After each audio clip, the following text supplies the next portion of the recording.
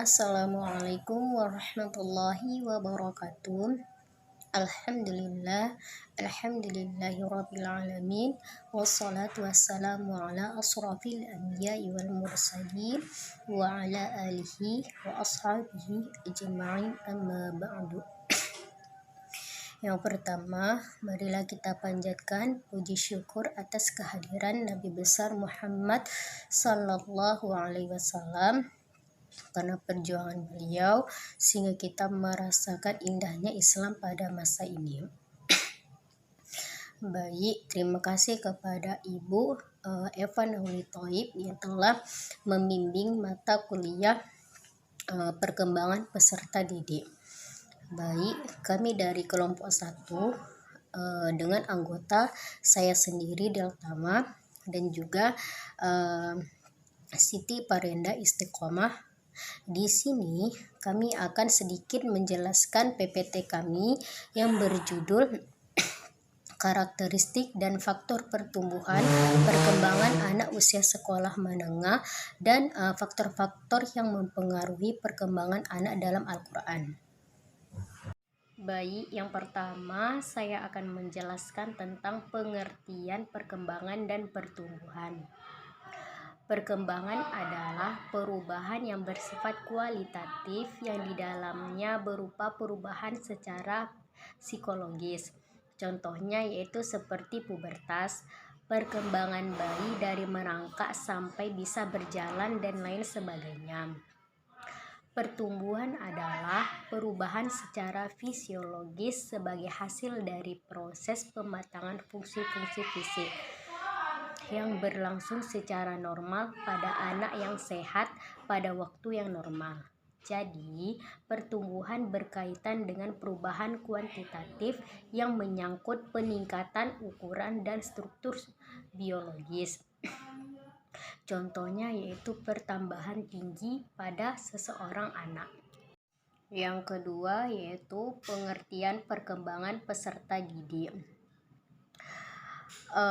Perkembangan peserta didik adalah proses perubahan fungsi-fungsi jasmani dan psikis, yaitu sosial, kepribadian, pikiran, pengetahuan, dan lain sebagainya. Peserta didik yang berkesinambungan dan berhubungan dengan menuju kesempurnaan kematangan.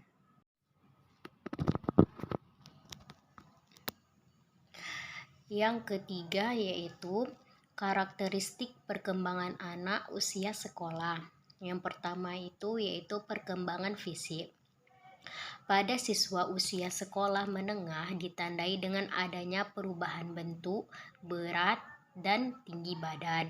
Selain itu, perkembangan fisik pada usia ini ditandai pula dengan munculnya ciri-ciri primer dan sekunder. Hormon testosteron dan estrogen juga mempengaruhi perkembangan fisik. Yang kedua yaitu perkembangan intelektual siswa ditandai dengan berkembangnya kemampuan berpikir formal operasional. Selain itu, kemampuan mengingat dan memproses informasi cukup kuat berkembang pada usia ini. Yang ketiga yaitu perkembangan pemikiran sosial dan moralitas nampak pada sikap berkurangnya egosentrisme, yaitu pemikiran politik dan keyakinan yang rasional. Yang keempat yaitu terdapat mahjab atau aliran pendidikan yang membahas tentang faktor-faktor yang mempengaruhi perkembangan anak. Di antaranya adalah aliran nativisme, empirisme, dan konvergensi. Yang kelima yaitu Papilla dan Olds menyebutkan faktor internal dan eksternal telah memberi pengaruh besar terhadap perkembangan anak, yaitu ada Uren Bronfenbrenner menyebutkan ada 4 tingkatan pengaruh lingkungan seperti sistem mikro, meso, dan ekso yang membentuk pribadi anak. Sedangkan pandangan konvensional menyatakan ada 3 faktor yang mempengaruhi perkembangan siswa, yaitu ada pembawaan, lingkungan, dan waktu. Hanya ini yang dapat saya sampaikan. Penjelasan yang selanjutnya akan dijelaskan oleh Siti Parenda Istiqomah. Kepada Siti Parenda, saya persilahkan. Baiklah, saya akan melanjutkan presentasi selanjutnya, yaitu tentang faktor-faktor perkembangan pada anak usia sekolah menengah, di mana faktor-faktor perkembangan pada anak usia sekolah menengah itu terbagi menjadi 2. Yang pertama ada faktor internal, yang kedua ada faktor eksternal, di mana faktor internal itu dia faktor yang berasal dari keturunan dan bakat yang dimiliki dari proses pematangan dan fungsi kognitif. Yang kedua itu faktor eksternal, di mana faktor eksternal itu dia dari lingkungan sekitar, seperti proses belajar pada anak peserta didik. Selanjutnya ada faktor pertumbuhan pada anak usia menengah, di mana faktor pertumbuhan pada anak usia menengah itu dia juga terbagi menjadi 2. Yang pertama ada faktor internal, yang kedua ada faktor eksternal, di mana faktor internal itu dia dari faktor genetik atau keturunan. Yang kedua ada faktor eksternal, di mana faktor eksternal itu dia berasal dari pola makan peserta didik, aktivitas yang dilakukan oleh peserta didik, atau vitamin atau suplemen bagi peserta didik. Selanjutnya ada faktor-faktor yang mempengaruhi perkembangan anak di dalam Al-Quran, itu ada 2. Yang pertama ada faktor hereditas dan yang kedua ada faktor lingkungan. Di mana faktor yang pertama itu tadi faktor hereditas. Faktor hereditas itu dia memiliki pengaruh. Namun segala sesuatu kembali kepada Allah Subhanahu wa taala. Dengan demikian, hereditas dapat memiliki pengaruh perkembangan seseorang dalam batas tertentu.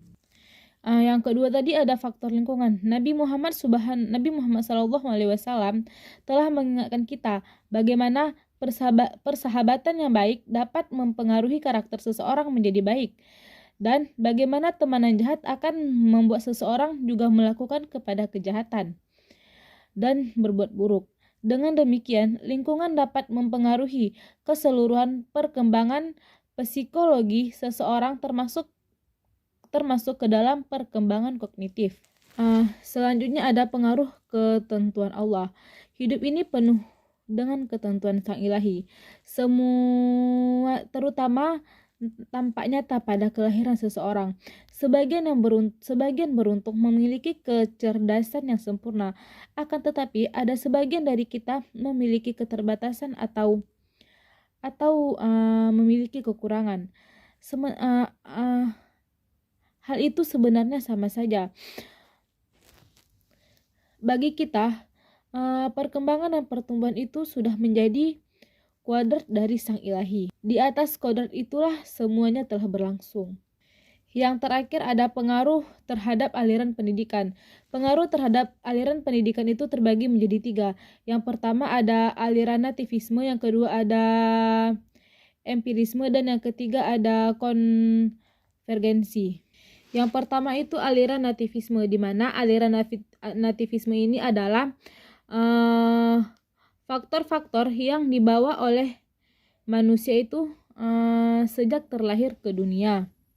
Yang kedua ada empirisme, di mana empirisme ini adalah perkembangan manusia itu semata-mata bergantung kepada lingkungan, sedangkan bakat dan pembawaan sejak lahir dianggap tidak ada pengaruhnya. Yang terakhir ada aliran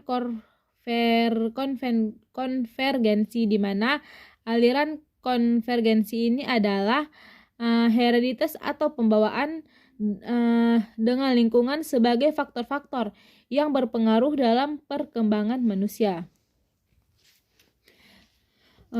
Faktor-faktor yang mempengaruhi anak dalam Al-Quran telah dijelaskan dalam satu surah Luqman ayat 13 yang berbunyi, A'udzubillahi minasyaitonirrajim. Bismillahirrahmanirrahim. Wa idh qala Luqmanu Wa idh qala Luqmanu libnihi wa huwa ya'idhuhu ya bunayya la tusyrik billah inna syirka ladzulmun 'adzim. Shadaqallahul 'adzim. Artinya, dan ingatlah ketika Luqman berkata kepada anaknya, ketika dia memberi pelajaran kepada anaknya, wahai anakku, janganlah engkau mempersekutukan Allah. Sesungguhnya mempersekutukan Allah adalah benar-benar kezaliman yang besar. Cukup sekian presentasi dari kelompok kami. Apabila ada kesalahan, kami mohon maaf. Wabillahi taufik wal hidayah. Assalamualaikum warahmatullahi wabarakatuh.